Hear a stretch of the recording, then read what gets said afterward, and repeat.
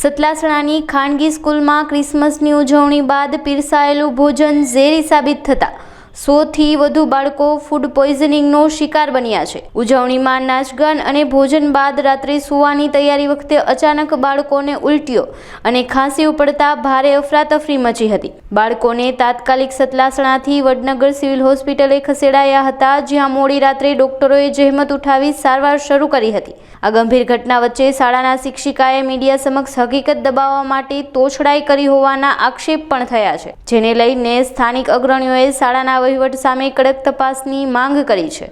મારું નામ doctor S Patel છે। હું એસોસિએટ પ્રોફેસર મેડિસિન ડિપાર્ટમેન્ટમાં છું, GMERS મેડિકલ કોલેજ વડનગર।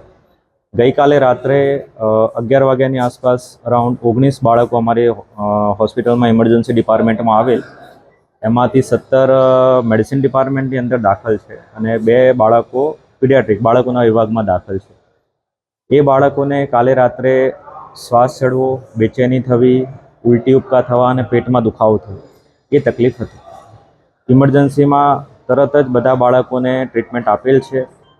એમાંથી 5 વિદ્યાર્થીની આઈસીયુમાં TICUમાં દાખલ છે, 12 વિદ્યાર્થીની ફિમેલ વોર્ડ એમાં દાખલ છે અને 2 બાળકોના વિભાગમાં દાખલ છે। 5 જે આઈસીયુમાં દાખલ TICUમાં દાખલ છે એમાંથી 4 વિદ્યાર્થીની તબિયત એકદમ સ્ટેબલ છે, જેને અમે થોડા સમયમાં પાછા વોર્ડમાં શિફ્ટ કરી દઈશું।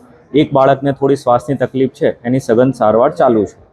બાકીના જે 12 બાળકો ફિમેલ વોર્ડમાં છે એ એકદમ સ્ટેબલ છે, એમને અત્યારે કોઈ તકલીફ નથી અને એમનું ખાવા પીવાનું બી સ્ટાર્ટ કરી દીધું છે।